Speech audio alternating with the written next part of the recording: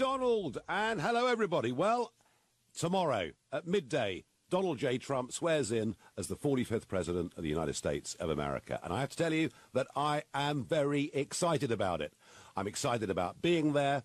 I'm excited about the party that I'm going to tonight that's got 500 people coming to it. And we've got Eurosceptics from Europe, and we've got Republicans who were thrilled with Brexit coming to it as well.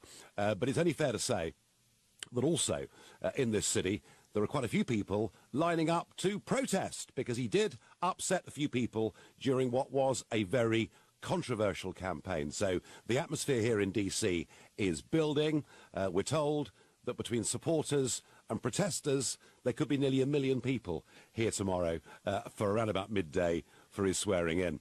Now, I know him. I supported him. I know that was controversial. But I genuinely believe this man has the makings to be a great president. My question tonight is, what do you think? Do you think Trump has got what it takes? He's promised to bring jobs back to America. He's promised to bring investment back to America. He's promised to cut illegal immigration by possibly building, if you remember, a big, beautiful wall. Now, whether he's going to build the wall or a big fence, we don't know. But the point is, Trump has made some very big promises. Can he keep those promises? He even said day one as president, which he counts as next Monday after the weekend celebrations, he will do massive things on his first day. I think Trump's got what it takes. I think he's going to be not just a great president, but a great friend to our country too. But I want to know, after this controversial campaign, I want to know what you think. So to get involved, call me on 0345 6060 973. You can text me on 84850. You can tweet me on @LBC, but don't forget the hashtag Farage on LBC. And you can watch it live on Facebook, which more and more of you are doing by going to LBC's Facebook page. So, will Trump be a good president? I say he will. I want to hear what you've got to say. And I'm going to go immediately to Jesse in Bangor. Jesse, has Trump got what it takes in your view? Yes, I do, Nigel. I think he will, as you said before, he will see to the immigration. I think, that he will be a good president. The only thing that I disagree with him is that he seems to be against what we're all calling the climate change. I think that we do need to take this into perspective that there is a dramatic change in our environment, and I think that perhaps you will put this over to him, that there is an urgency that we do need to keep that in in perspective. I also admire you. I've been a UKIP supporter for the past couple of years. I voted to leave the EU, and like yourself, I find it very offensive that we're all fascist or whatever. I actually have a niece and nephew who are half Nigerian, and their father was a doctor. He came over to Northern Ireland, and but as I say, I mean, we do need to get out of the EU. And, Jesse, the abuse. I mean, the name calling that I've had over the last few years has been extraordinary. In fact, Richard Littlejohn, who does his Daily Mail column, said a couple of months ago it was difficult to know who the most vilified person was in Western politics. Was it Nigel Farage or was it Donald Trump? So, you're quite right. I have been called everything. But there is an argument, Jesse, that says that actually it was Brexit, it was the surprise of Brexit that inspired the Trump campaign, inspired the Republican activists, and said to voters in the Midwest, do you know what? If we actually go out there and vote, we can make a difference. I take your points, Jesse, on immigration. I think it's very interesting to see how many Hispanics voted for Trump, particularly in Florida. People that have come here legally are very upset by the sheer number of illegals in the country. And on climate change, well, he's in a minority by saying that climate change has nothing to do with man's emissions. But regardless of that, I think what we all have to remember is if we're really worried about CO2 emissions, it's India and China we need to be really worried about, because they're building several new coal-fired power stations every single week. But Jesse, overall, you've got a favourable view, and I thank you for the call. I wonder what George in Tottenham thinks. George, is Trump going to be a good president? Nigel, it's a pleasure to speak to you. Hello, George. If you carry on like this, I'm going to start voting for UKIP. But anyway, I think he's going to be a fantastic president. I think he's going to stir up the world. I mean, all these previous presidents haven't done anything. They haven't sorted out the Palestinian problem. They haven't sorted out the Cypriot problem, where the Turks have invaded Cyprus, and no one's done anything about that. I mean, he's going to shake up the world, and I've got some great hopes for this man. Well, he certainly, as far as the Middle East and other parts are concerned, he will be a strong ally of Israel. He's made that absolutely clear already. In terms of foreign wars, George, I mean, this is a guy who instinctively is not interventionist, so I think we'll see fewer American troops engaged in battles in the Middle East and elsewhere. Is he going to stir up the world? Yes, he is. And I tell you where he is going to stir up the world. It's a place called Brussels. It's a place called the European Union. If you listen to a man called Ted Malloch, who it looks like is the favourite to become the American ambassador in Brussels, clearly this is a change of American policy after one that's been in place for somewhere between 50 and 60 years. The USA has supported the building of the European Union. It's supported Britain being a part of it. Don't forget Obama coming and telling us we should stay a part of it. Outside, we'd be at the back of the line. And it's pretty clear that Trump loves Europe, he loves European countries, but he doesn't like the European Union. So, George, he is going to stir it up. And if Trump was to effectively begin the end of the European Union, would that be a good thing or a bad thing in your view? I think that would be quite a good thing, because at least some people will get their sovereignty back. And, you know, I mean, the smaller countries, they need the bigger countries to guide them. But at the end of the day, he is going to stir up everything. And I just feel very confident in the man. I mean, it's a breath of fresh air. No, George, thank you. Well, we got two callers there who think Trump's going to be not just great, fantastic, George in Tottenham said. I'm sure there are some of you that don't feel the same way. I wonder what Mark in Birmingham thinks. Mark, good evening. Good evening, Nigel. First of all, I'd just like to say thank you very much for getting us out of the EU, or doing your best to get us out of the EU. I know it's still going through the process at the moment. You know, without you, it wouldn't have been possible. So thank you very much for doing that for us. The other thing I'd like to say is that I think that Trump will be a great president. I think basically he's going to improve Russians' relations with Putin, which I think that Clinton and Obama have made particularly bad. And obviously any improvement of relations with Putin is going to make the world a more stable place. I don't believe the allegations about the hacking. I think that was the other side just trying to put things about. And I also think that basically when he gets into power, he says he's going to give us good business deals. I think he will, and that's what we need when we come out of Brexit.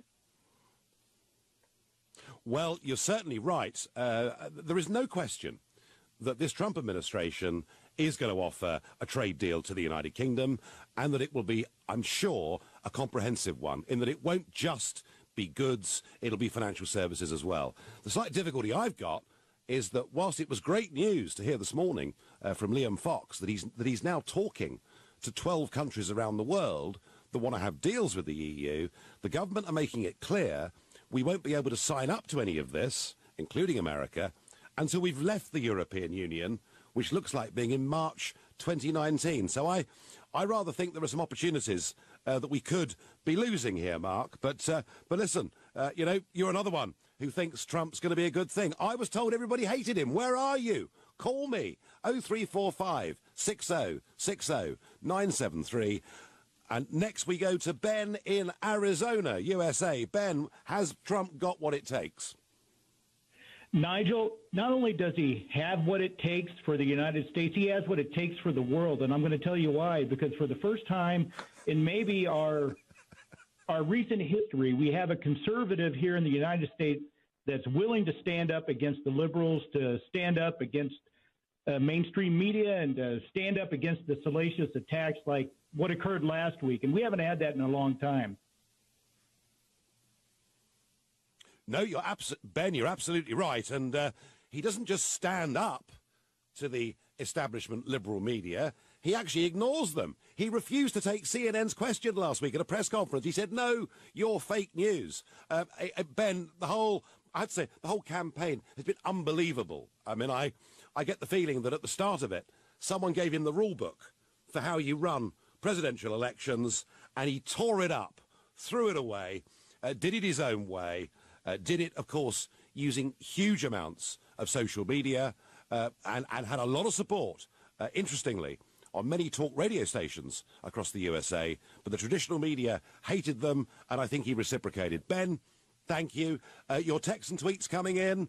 Trump is a patriotic businessman who doesn't suffer fools. He's well used to doing deals and will be a great president. Since the election, $1 trillion has been added to share prices in the USA. Jobs are already staying in the USA. Trump's doing well. Nigel, I think Trump will be a fantastic breath of fresh air. That's from Richard in Exeter.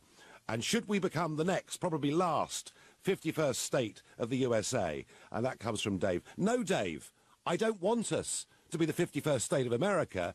I want us to have a good relationship with America. I want us to trade with America, work with America on security issues, be friends with each other, but never be afraid to criticize each other. We didn't vote for Brexit to become the 51st state of the USA. Of that, I'm certain. Well, look, I'm getting worried, folks, because so far, absolutely every text and tweet and Facebook message and phone call has said that Trump is going to be a great president. I think he's going to be a great president. And it's lovely to hear these voices, but the point of the show is so that you can come and have a go at me. So call me. Let me know that I'm wrong. Tell me why I'm wrong. You're listening to The Nigel Farage Show, exclusively, live here from Washington, D.C. It is now 7:50. Tomorrow, midday in Washington, D.C., Donald J. Trump becomes the 45th President of the United States of America. It has been a very highly controversial campaign, but I think he's got the makings of a great president. But what I want to know is what you think. Look how good he is. He's not even president yet, and already big companies like Ford are announcing jobs and investment in this country. So I think he's going to be great, but I need to hear the opposing view. Up until the break, absolutely every one of you that messaged in or phoned in agreed with me, and that can't be right. I've got some Facebook messages here. Marion Walters says, I'd rather be the 51st state of America than stay in the EU. We have so much in common with the USA. Maybe we do, Marion, but it's not what I want. But I do want to leave the EU. Jamie Mills says, none of your opponents or critics have the guts to phone in. Oh, come on, of course they do. And Carol Miles, we've got one. I think he's going to be a shameful president. He's just a little boy playing a game. And our first caller is Gary in Blackburn. Gary, are you another one of these callers who think Trump's going to be fantastic? It is, Nigel. I think that Donald Trump's going to be an unmitigated disaster. I think the man shows little political nous. He's never held political office. He's a multiple bankrupt, for God's sake. He seems to treat women like a piece of meat. He just spouts populist sound bites that are designed to get people on side. He's already backtracked on some of the things, like, if I'm president, I will have Hillary Clinton arrested. Of course, none of that happened when he won the vote. I think he's a clown. I think he's going to be useless. And I think you, sir, have lost the plot by so openly backing him. I think that you're in danger of making yourself look a bit of a fool. Well, I'm constantly in danger, Gary, of looking a bit of a fool, of course. But I certainly couldn't have backed Hillary, who represented the establishment, who supported the very European Union project that we'd just mercifully voted to leave. In fact, she wanted to extend that model across much of the Western world. Look, I get the points, Gary, that, he did say things in the campaign that many found to be offensive. I get that. But as far as him backtracking on policy, look, he's decided he doesn't want to prosecute Hillary. He doesn't want to put her in prison. You could argue he's showing his softer side. He's been at least magnanimous in victory. What I do think, Gary, see what you think, but already jobs and money are coming back to America. They're the people in the Midwest that voted him into office. Wouldn't you agree with me? He's going to bring jobs back to this country. He might bring a few jobs back, Nigel, but he might also ostracise and alienate America to lots of places in the world. The man seems gung-ho. I'm bothered that he might set off a nuclear... I'm bothered he might lean on a red button without realising it and set off a nuclear war. I think he's a clown. I think he's no place in public office. And I genuinely think... I kind of expect better of somebody like yourself than to blindly follow such a fool.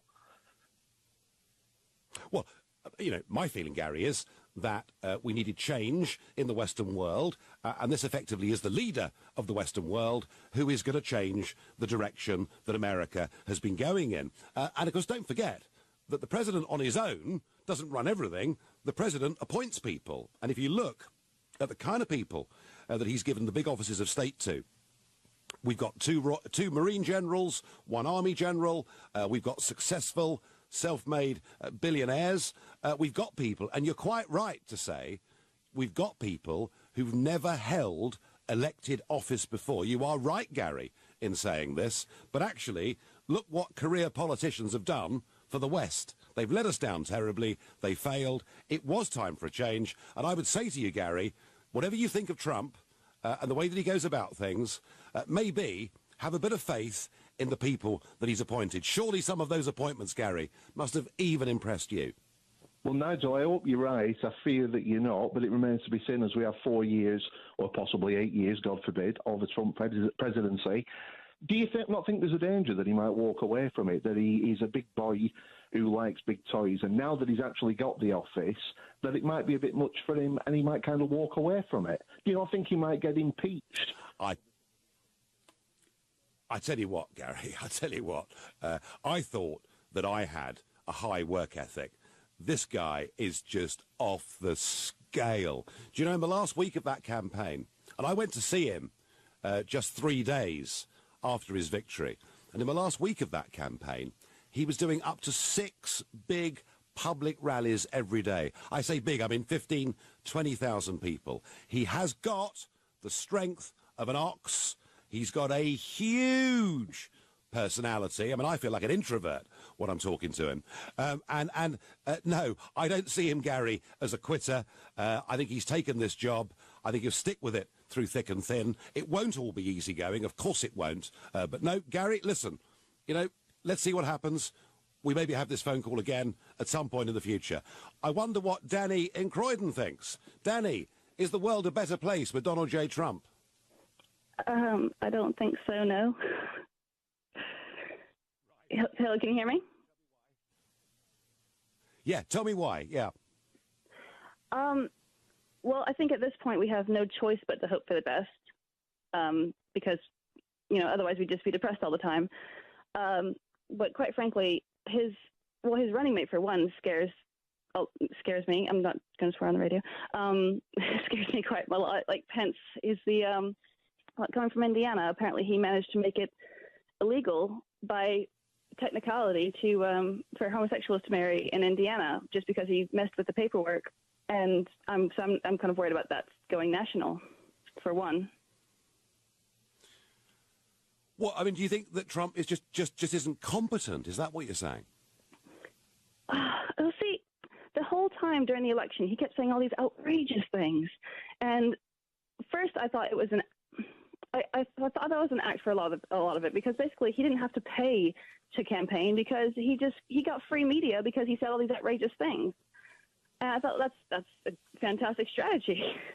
And I thought there's no way he can possibly be like that. That's just, I'm sorry, that's a cartoon. Only a cartoon would talk like that. And then I was kind of, after he got elected, he was saying, no, I'm not going to press charges against Hillary. And now after talking to Obama, now I'm going to keep Obamacare or something like it anyway. And I'm thinking, okay, now he's backtracking, so I'm hoping that it was an act. And now that he's elected, he's not that crazy. But who can say? Now he's still tweeting stuff all the time. But then it could also be a strategy, because he tweets all this outrageous things about oh my God, the celebrity said this about me. And that's what gets in the media rather than other things that are potentially sneaking in. Danny, you make a very good point. He is unconventional in everything that he does.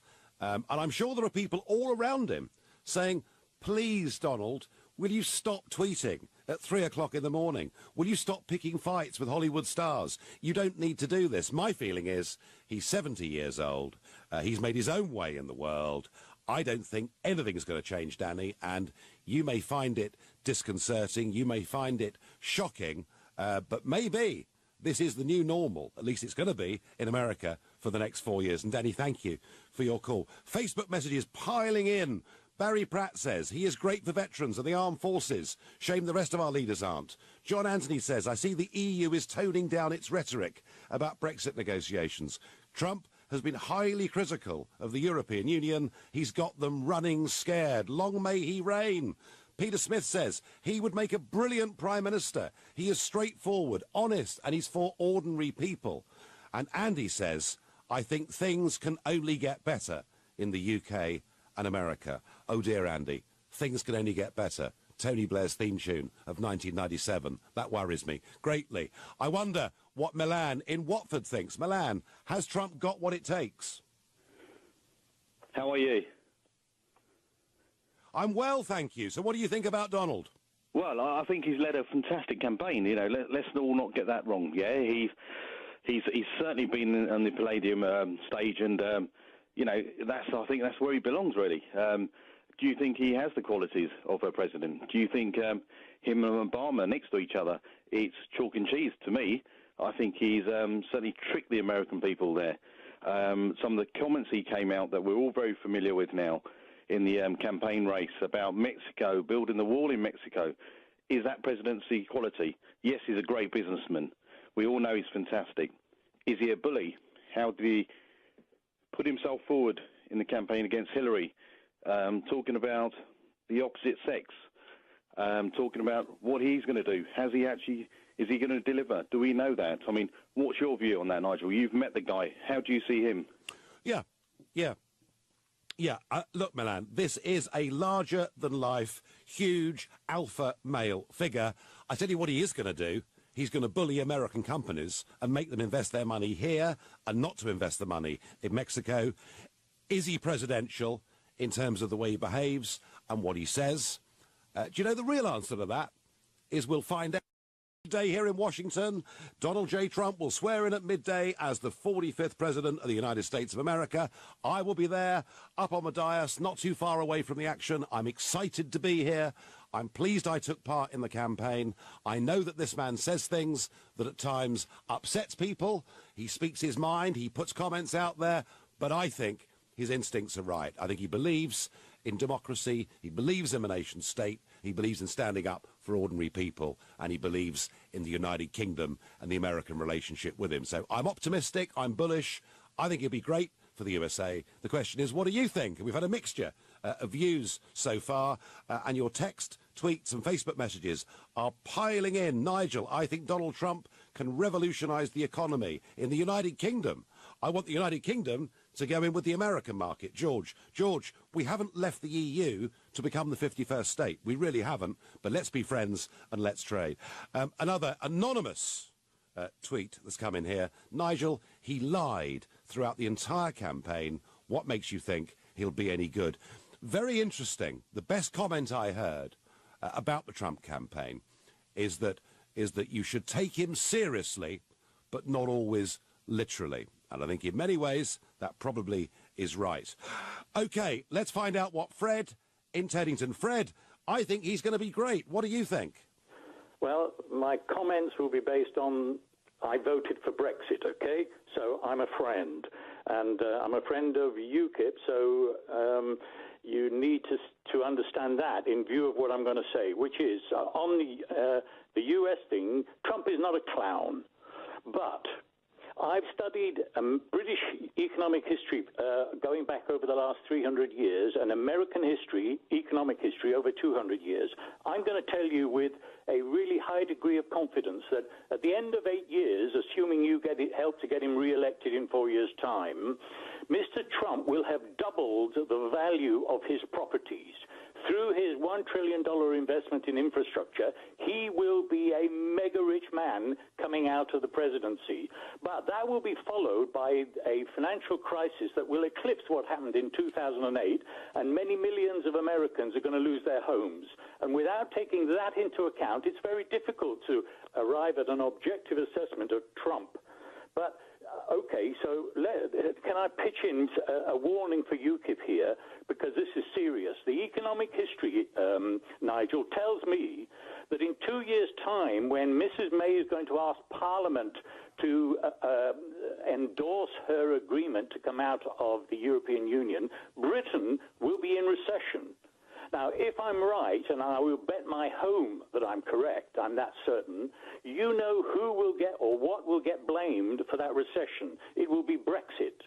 Now, if that is the case, you know that there are enemies of Brexit who will use the fact that Britain is in recession in 2 years from now to try and scupper what's going to happen.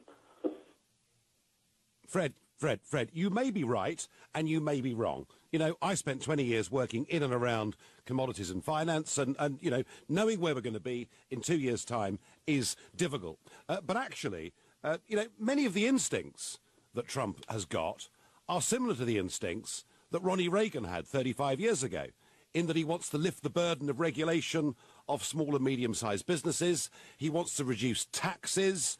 America has the highest corporate tax rate in the world. There's $2.5 trillion of American profits sitting all over the world in offshore bank accounts. He wants to repatriate that money. I can't tell you whether the world economy will be going up or down in 2 years' time, but I do think, Fred, that what Trump will succeed in doing is bringing a lot of money and a lot of investment back into the USA. Would you at least agree with that? Well, I do. No doubt about it. And there will be a boom because of the investment in infrastructure. But Reagan left America the highest debt of any president, and he didn't forestall the following recession that occurred. But the really serious thing from Britain's point of view is, assuming that I'm correct, and as I told you, I will stake my house on me being right, then you will have a huge fight through Brexit to try and recover the Brexit program if Britain is in recession in 2 years' time. And UKIP needs to get prepared for that fight. Fred, I take your other point about Brexit. On Trump, you know, where I will agree with you is there is going to be a Trump boom. In fact, arguably, there's a Trump boom already going on. Sometimes, you're right, bust can follow boom if it's too excessive. I don't know. You don't know. We will see. I wonder what Adam in Manchester thinks. Adam, do you think Trump is going to be a successful president, or do you think it's dangerous putting him in place tomorrow? Hi, Nigel. I actually think he's going to be a very dangerous president because, first of all, there's going to be an economic war with China. We all can see that with the import tariffs which are going to be in place. But what concerns me about Trump is actually what's going on in the South China Sea right now. China are building a lot of artificial islands. Philippines are siding with China and Russia. So that goes against U.S. interests. Trump is not going to remain passive in that region. I seriously fear that his sort of protectionist policies are going to contribute to a military war with China in that region. What do you think, Nigel? Well, Adam, is it reasonable, is it right that China should expand their steel capacity to an absolutely extraordinary level, much of it paid for with state subsidy, and then dump their product on the Western world markets, contributing to the closure of steel mills in South Wales, in the northeast of England, and in, the Midwest states of America? I mean, should we just stand there and allow the Chinese, through state-subsidised industries, to put loads of us out of work? Let me ask you that question. I absolutely agree with you that what Trump is going to do in terms of tariffs is the right way to go. I agree with his point that America had been sort of fleeced for too long by China, but my concern is what are the implications of that? Is Trump going to remain passive in that South China Sea with increased militarization of China with their naval force, or is he going to respond to it? My thing is, my suggestion is he's going to respond to that, and that's going to create a war in that region. Well, Adam, one thing's for certain, and that is that America's one China policy ends at midday tomorrow.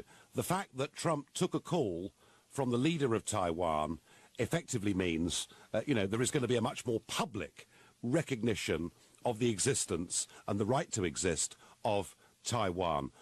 It is a change of policy. You may well be right in that it will upset the Chinese. But actually, Adam, I'm going to say this to you. I think the recognition of Taiwan, the way in which he's going to do it, I think it's the right thing to do. But Adam, you make a very valid point. You know, you do make a valid point that clearly relations with China are not going to be the same. And I thank you for that point and for the call. I wonder what Simon in Basingstoke thinks. Simon, is Trump good news or bad news? I think Trump could potentially be the saviour of the West. I have one concern about Donald Trump, and that is that Donald Trump will actually be alive to undertake all these policies that he's already stated. The wealth that he will put at risk and the power that he will put at risk by following through these policies, and the fact that this is a man who's immensely personally wealthy, and so he's not subject to bribery like most politicians, means that his assassination would be of enormous benefit to a large number of interests, everyone from the Chinese to Walmart. And so I just hope that he has good security. Oh, can I tell you, Simon, the security here, it's just astonishing. So this morning, I went to do a live interview on Fox TV, and they've got a balcony that they're filming from that overlooks directly the White House. So, you know, for pretty obvious reasons, you can understand why security might be tight. It took me between 15 and 20 minutes to get into the building. I had to be assessed by the Secret Service.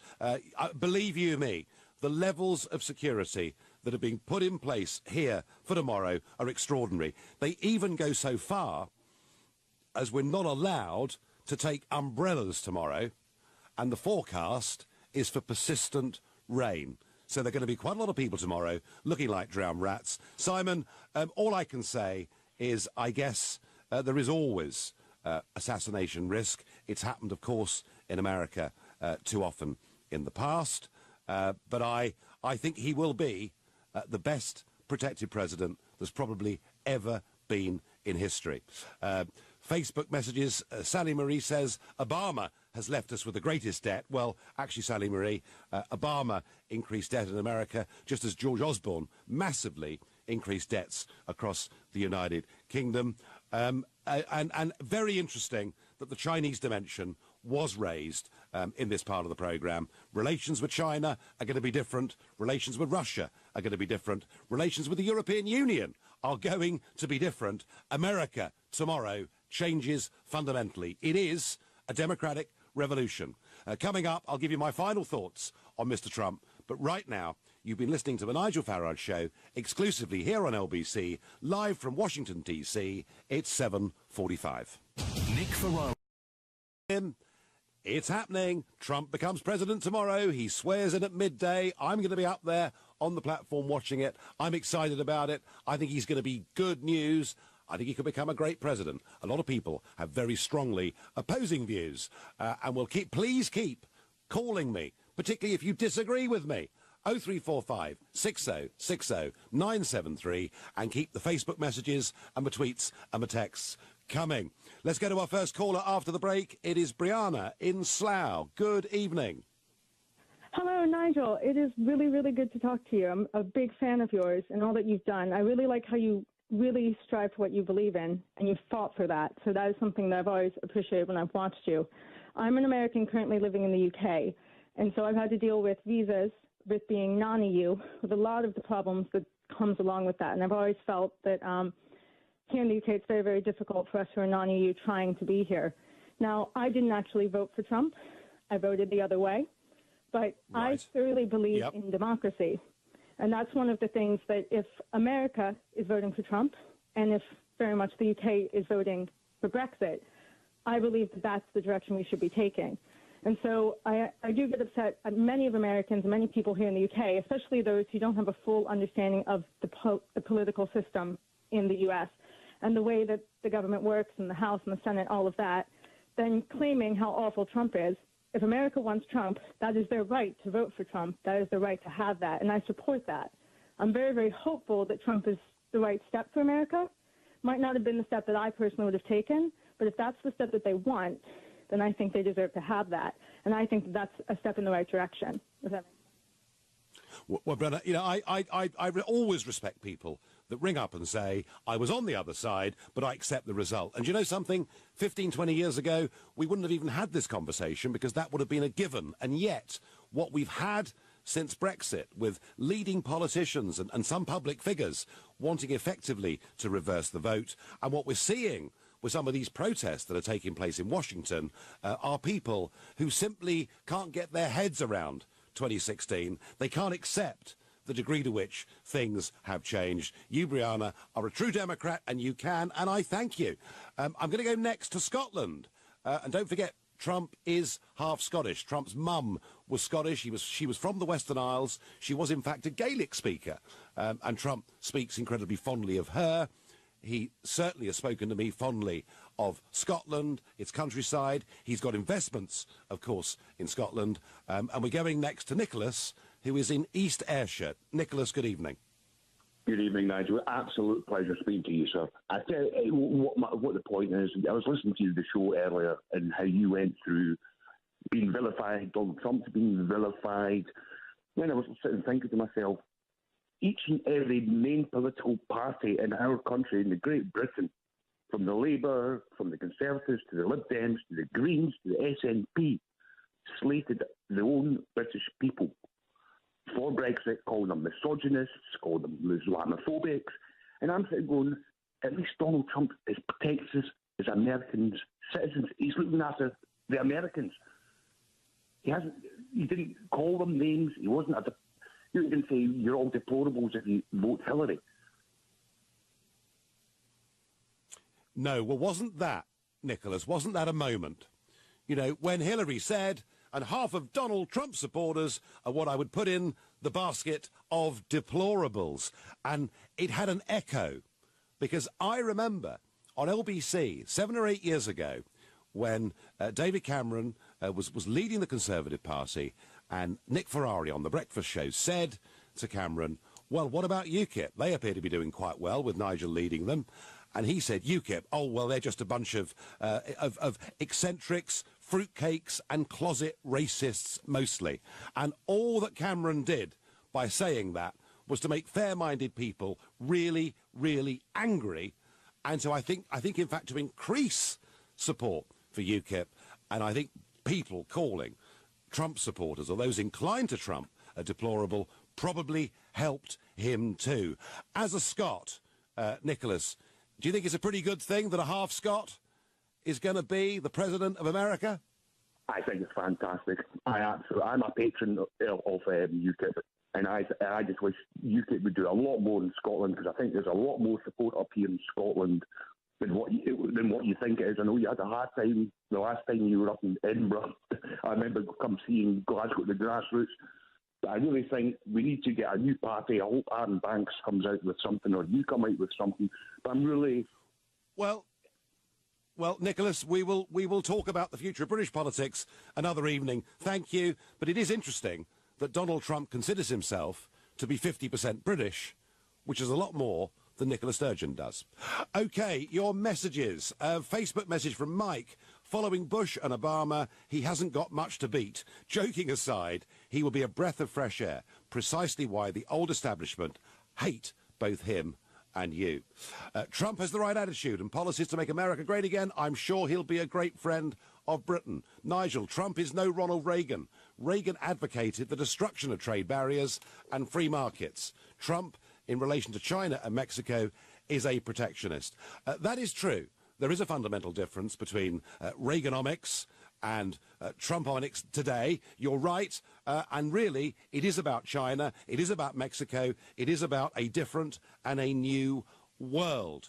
But I wonder, back to the callers, what Andrew in Docklands thinks. Andrew, good evening. Good evening, Nigel.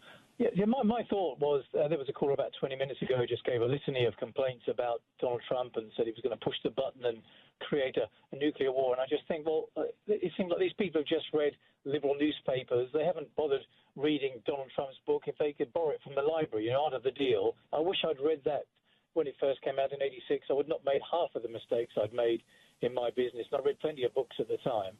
And I just think, the people who think that they want a businessman, why wouldn't you want a successful businessman in charge of the economy? Why would you want a politician, a lawyer like Obama was. What do they know about business? They're not commercial lawyers. They're not people. They're not trained in it. They know nothing. Neither did Clinton. Any of these people, the Bushes, they were oil people. They didn't know how to start a business from nothing and build it up. And that's what I think Trump is going to be very, very good at. I've got my arguments with him. I follow the Austrian School of Economics, and I've got just as many arguments with him. But I think in what he's doing in the big government context, I think he'll be very good at it. Well, Andrew, I agree with that, and I think we've been run for too long by career politicians who've never had jobs in the real world, have got absolutely no connection with the way things work, wouldn't have a clue about international trade and other issues like that. And I think it's not just Trump. Look at the team around him, Andrew. He's appointed some seriously successful people to big jobs, running the US economy, running the US's new trade policy. And your other point, Andrew, that I want to pick up on is, you're right. People say, oh, it's awful. Because of Trump, there'll be a war. Someone said earlier he might just sort of trip over and press the nuclear button. The neocon, the aggressor in this election was Hillary Clinton, not Trump, whose instincts are non-interventionist and who has already said he wants to try and sit in a room with Putin to reduce the number of nuclear weapons that exist in the world. Andrew, thank you very much indeed for your call. And probably our last call this evening is going to be Emma in Nottingham. Emma, what do you think of Trump? I haven't got a lot of good stuff to say about him, to be honest. I completely disagree with you regarding Trump. I mean, you just spoke earlier about career politicians not having a job in the real world, and Trump's never really had a job in the real world, has he? He got a nice £1 million investment off his dad and has used that to become bankrupt 6 times. If he'd put it in a post office account, he'd be richer now than if he'd, with all his dealings. I think he's an appalling man. I think he's divided a nation that he will never be able to reunite again. Well, that's a strong view, Emma, and you're not alone in feeling that. There are many that hate him. There are many that can't stand the things that he said. But Emma, right or wrong, he's won. He becomes the 45th president of the United States of America tomorrow. It is going to happen. And I thank you for your call. I thank everybody for all of their calls that we've had this evening. And my final thought on all of this is that when you make a big change, then necessarily risk comes with it. And yes, a whole team of people are taking over who've never been in elected politics before. But the old order wasn't working. It wasn't working for ordinary Americans, and it was leading them and us into too many needless foreign military interventions. I think this is a whole different approach. It's an approach that will suit our country. It'll be an opportunity for us to strike out and do trade deals. I think it's going to be great.